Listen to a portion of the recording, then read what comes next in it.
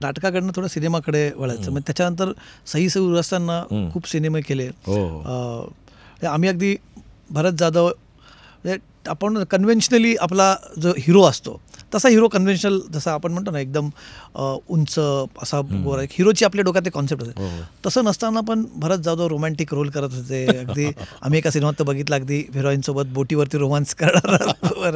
ह्या सगळ्या गोष्टी मधल्या काळात घडल्या. सिनेमा खूप म्हणजे भरत जाधव लिटरली सिनेमा छापत होते बॅक टू बॅक सिनेमा. मग ती काही सिनेमांना यश मिळालं म्हणजे जत्रासारखा सिनेमा एखादा सिनेमा सुपरहिट होतो पण मधले सिनेमा येऊन गेले कळत पण नाही.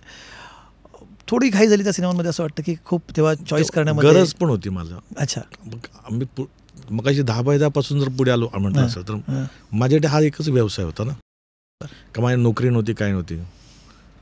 मग घर घेणं आईवडिलांसाठी गावी घर घेणं मग शेत घेणं हे काय ह्या गरजा आहेत आपल्या आणि आईवडिलांच्या इच्छा आहेत. तर ते मला असं वाटतं मी थोडी दुसरीकडनं पैसे कुठून आणणार आहे किंवा मला कोण देणार आहे.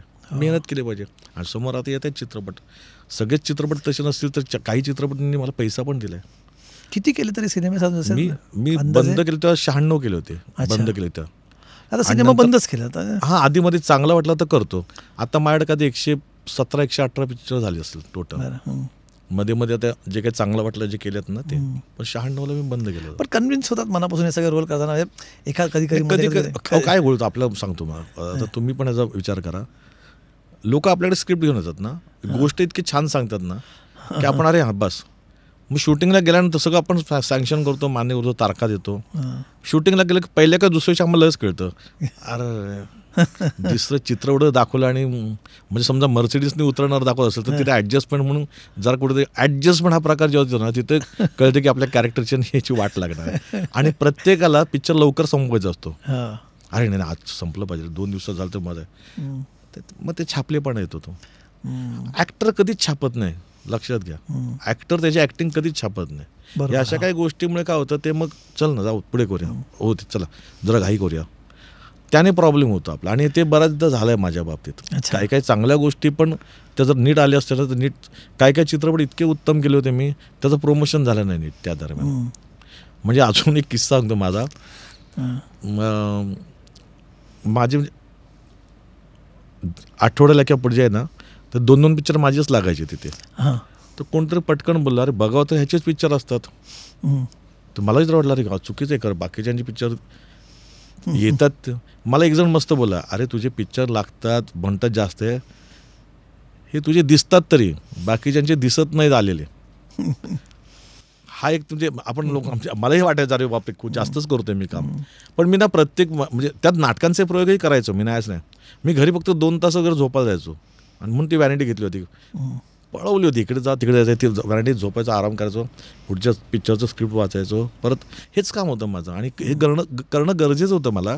त्याशिवाय मी 4 पैसे गोळा केले नसते. मी नीट असं म्हणत नाही की मी काय मोठ्या ताजमहालाने मोठ्या ह्याच्यात राहतो वगैरे नाही आहे. पण मूलभूत गरजा आहेत ज्या आई वडिलांनी मी म्हणतो शिकवलं चांगलं सुसंस्कृत केलं असेल तर पुढे पण आहेत ना त्या गरजा. नाही पण पहिली म्हणजे मराठीतला पहिला सुपरस्टार स्वतःची लक्झरी कारमधनं फिरणारा हे पण यश तुमच्याच नावावरती आहे. त्यामुळे त्याची कारणं वेगळी आहेत मी सांगतो बरं. माझ्याकडे काय झालं होतं आम्ही राजकमल स्टुडिओत राहत होतो आणि समोर चाळीत आणि समोर शूटिंगला मोठमोठ्या एम्पाला आणि मोठ्या कार यायच्या वगैरे. आणि माझ्या वडिलांनी वगैरे मधल्या काही वयात राजकमलमधल्या गाड्या पण चालवल्या होत्या. मोठमोठे स्टेअरिंग हातात घेणं आणि सतत रिचपणा ते माझ्या इथे लागलं होतं जाम. आणि जेव्हा माझी पिक्चर सुरू होती तेव्हा मला काय महागातली गाडी घ्यायची हप्त्यावर. आणि माझे सगळे हप्ते भरून मी मेहनत करायचो हप्ते भरायचो गाडी फ्री करायचो परत दुसरे काय घ्यायचो. मी फक्त वडिलांच्या हातात स्टेअरिंग देण्यासाठी गाड्या घेत होतो. अच्छा BMW पण घेतली होती ना 5 वाली ती 75 लाखाची होती गाडी त्याकडे. ऑफकोर्स किती वर्षापूर्वी घेतली ती 2009-8-9 असेल 9-10 तेव्हा 75 लाखाची. हप्ता एवढा पडेल तर मग करूया मेहनत. आता त्याची दुसरी गंमत आहे का 2010-11लाच बरोबर मी कोल्हापूरला घेऊन गेलो. मी प्रत्येक गाडी घेतली की कोल्हापूरात नेतो किंवा मुंबईत असतील वडील तर त्यांच्या हातात द्यायचो.